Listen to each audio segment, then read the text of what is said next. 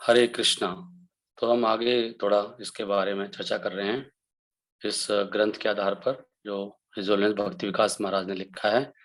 कैसे हम काम इच्छा पर नियंत्रण पा सकते हैं उसके बारे में थोड़ी और चर्चा।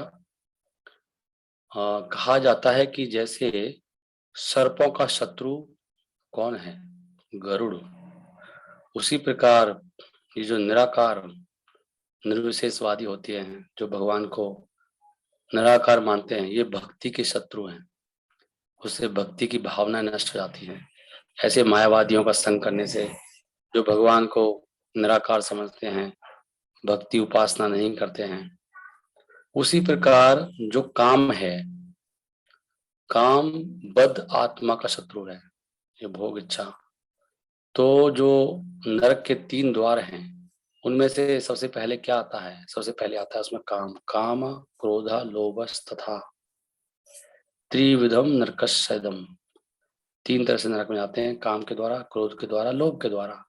तो काम इतना शक्तिशाली है कि ऐसे लगता है कि इसके जीतना इसको असंभव है। ब्रह्मचारी शपथ लेता है कि वो इस भोग इच्छा से, मैथुन की इच्छा से लड़ेगा, और कभी कभी ऐसे लगता है कि वो जीत रहा है युद्ध में, लेकिन वो पाता है कि वो फिर दोबारा से इस भौतिक इच्छाओं के सागर में डूब गया है। ये क्यों है? ये है हमारे पुराने संस्कारों के कारण। संस्कार का मतलब होता है चित्त में वो इम्प्रेशन होते हैं, हमारे सबकॉन्शियसनेस माइंड में अंदर संस्कार पड़ जाते हैं। हर कार्य, हर विचार और अनुभव जो हमने किए हैं भौतिक भोग के, आत्मा ने, उनसे एक संस्कार बनता है। और हर संस्कार जो पहले से बहुत सारे संस्कार हैं उनके ऊपर जाके वो बैठ जाता है, पूरा ढेर बन जाता है संस्कारों का। Every sanskar becomes added to the stockpile of mental impressions that is not vanquished even at death.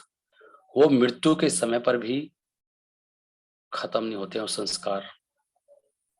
मतलब मृत्यु के बाद भी संस्कार आ जाते हैं हमारे हृदय में। बहुत ही अचंभा करने वाली बात है। सारी याददाश्त शक्तियां सब मिट जाती है, लेकिन संस्कार नहीं मरते मृत्यु पर भी। तो जो भी ये मैथुन के जो कार्य हैं या जो उनके विचार हैं सेक्स के, उनसे बहुत गहरे संस्कार बनते हैं। और ये संस्कार हमारी वृत्ति को, मनुष्य की वृत्ति को प्रभावित करते हैं। हमारी वृत्ति बन जाती है। वृत्ति, इस बंदे की वृत्ति ऐसी है, और उससे फिर हमारे अंदर बहुत सारी वासनाएं जन्म लेती हैं।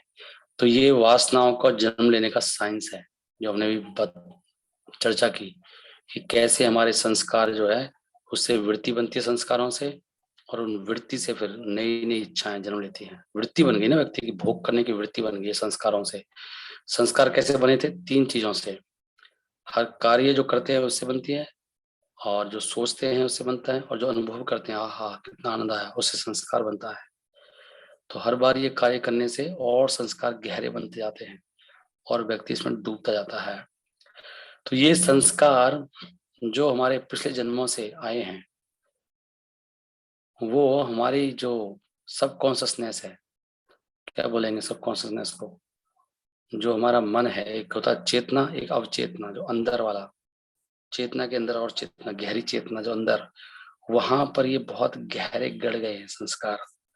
और इस प्रकार यहाँ तक एक भक्त भी जो ब्रह्मचर्य का गंभीरता से पालन कर रहा है, उसके अंदर भी बहुत गहरी मैथुन की इच्छाएं जागृत होती हैं। और यहाँ तक कि जो एक बहुत शुद्ध लगने वाला ब्रह्मचारी है, उसके अंदर भी छुपी हुई भोग की इच्छाएं रहती हैं।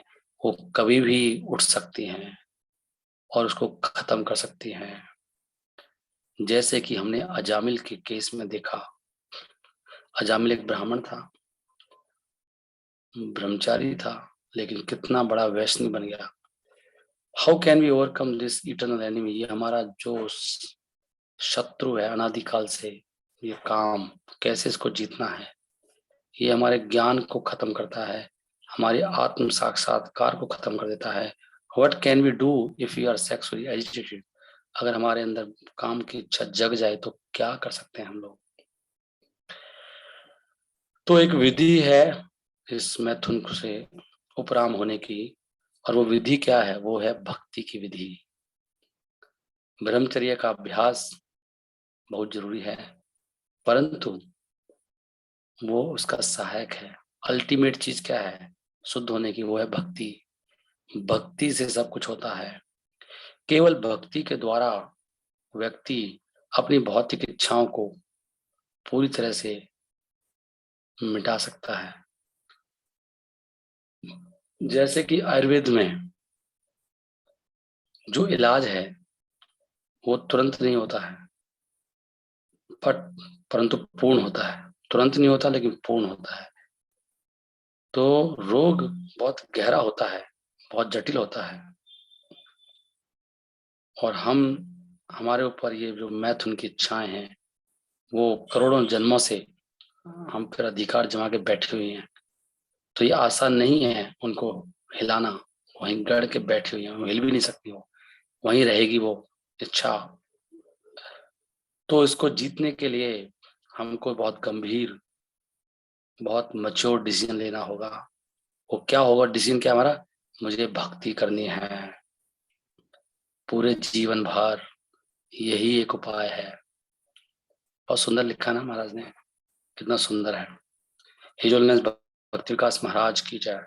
परंतु फर्स्ट ऑफ ऑल क्या करना है? सबसे पहले we have to understand that everyone is sexually agitated. हमें समझना हर व्यक्ति मैथुन से पीड़ित है, चाहे वो बहुत शुद्ध भक्त हो, वो भी उनके अपार्ट फ्रॉम कंप्लीटली जो बिल्कुल शुद्ध हो गए हैं, नित्य सिद्ध जैसे, उनकी बात अलग है, लेकिन वो बहुत कम होते हैं, very rare in the world.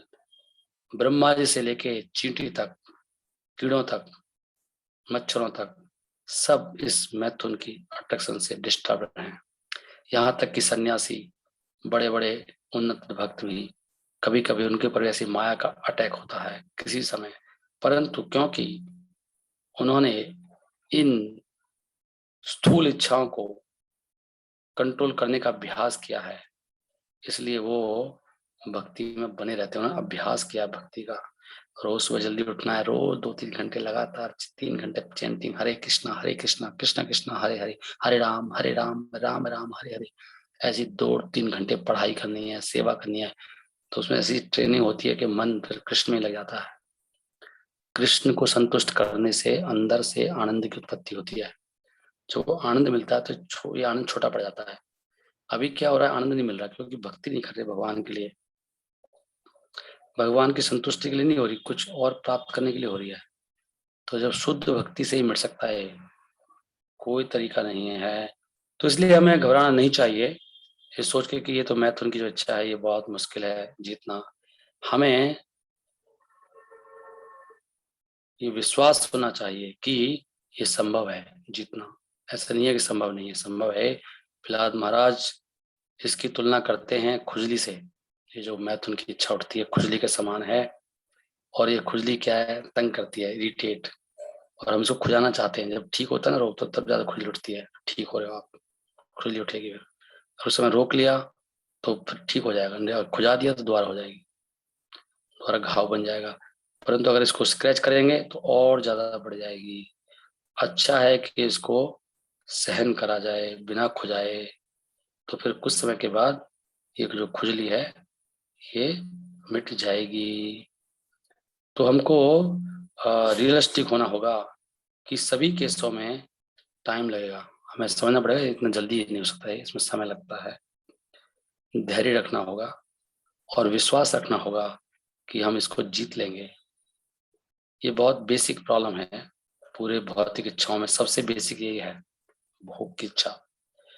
तो हमको कृष्ण भावनामृत में जाना होगा आगे, भगवान से प्रार्थना होगी, करनी होगी कि कैसे इस दुष्ट मन को हम जीत सकते हैं। हरे कृष्णा कृष्ण कृष्ण हरे हरे, हरे राम राम राम हरे हरे।